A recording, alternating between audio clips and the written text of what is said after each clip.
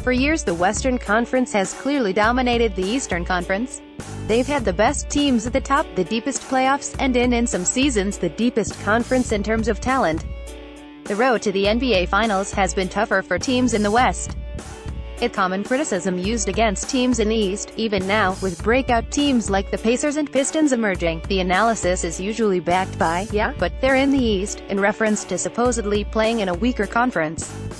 What the casual NBA fan may not know, however, is that right now, the East currently has a lead over the West in head-to-head matchups at 9,992. They have more teams at or above .500 than the West. The East has generally, early on, looked dead even with the West, and in some ways better.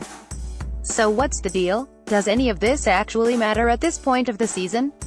Yes, and no. It's important to pay attention to what's going on because the games being played now count just as much as the ones later in March and April. This is usually the point of the season where we separate the contenders from the pretenders. Outside of my weekly power rankings, the best way to figure out where everyone in the league stands is to break them into different tiers. Are the elite teams in East legitimate contenders? Do the struggling teams in the West have any chance of climbing back up? Let's see. Tier 1. The West dominates the top: Warriors, Cavaliers, Rockets, Spurs, Raptors, Celtics. It would be extremely easy to get specific and break this down into who's a true contender and who's on the verge of being a true contender. However, that would just miss the overall point of the season so far. There have been 6 teams, 3 from each conference, that have clearly established themselves as the cream of the crop.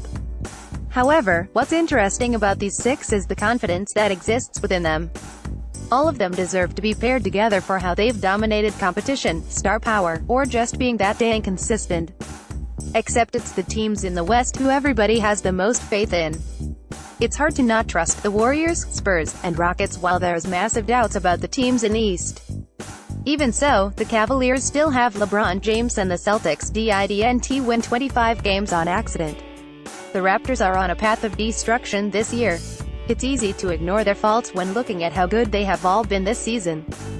Tier 2 middle-of-the-pack: Bucks, Wizards, Trailblazers, Nuggets, Pelicans, Pistons, Pacers, Timberwolves, Thunder, Jazz, Knicks, 76ers, Heat. The middle of the NBA is where everything gets crazy. No team has clearly put themselves ahead of the pack. The Timberwolves have gotten the closest, but they're difficult to buy into right now. The Pacers and Pistons have both had moments of excellence, but is the talent on their team enough to buy into? This tier is where a lot of the debate between each conference intensifies. Right now, the Pacers are 8th in the NBA in net rating. The Jazz are 7th. Would anyone take the level of talent on those two teams over Minnesota or OKC? Probably not, but both teams have already exceeded expectations, so what is more important in terms of conference strength? Talent, or the actual results taking place on the floor? If talent is more important, then it would make sense to talk about teams like the Pacers and Pistons with the asterisk of playing in the East. However, right now, that's becoming harder and harder to do. 7 of the league's top 15 teams in net rating reside in the East. More teams in the East are over .500. The West has all the talent while the East, so far, seems to have the better results. Tier 3: no chance for these bottom dwellers: Nets, Magic, Hornets, Lakers, Clippers, Kings, Grizzlies, Suns, Mavericks, Bulls, Hawks. Every team in this tier is pretty much out of the playoff picture. I'd count them all out. They're all either disappointing, too young, or rebuilding. Unless something changes soon, this is going to be the group that hangs around the bottom all season. Some are better than others. The Lakers have been competitive this season despite having only 11 wins, while the Grizzlies and Hawks are a special kind of terrible.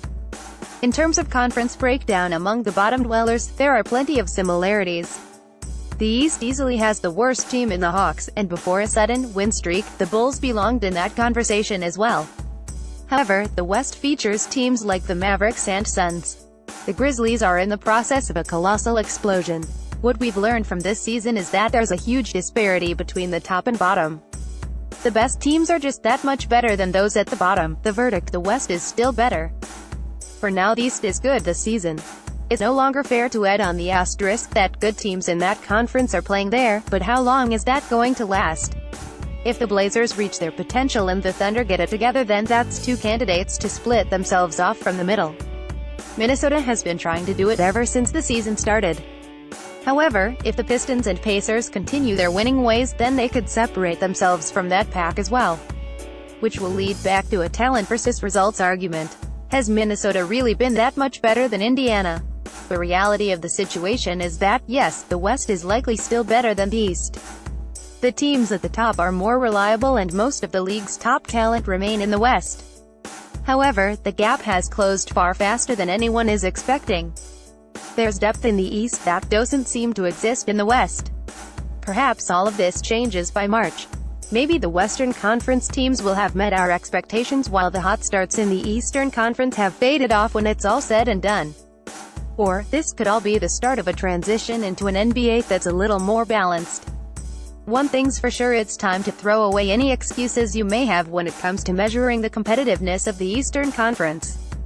The road to the finals may be just tougher for them as it will be for its Western Conference counterparts.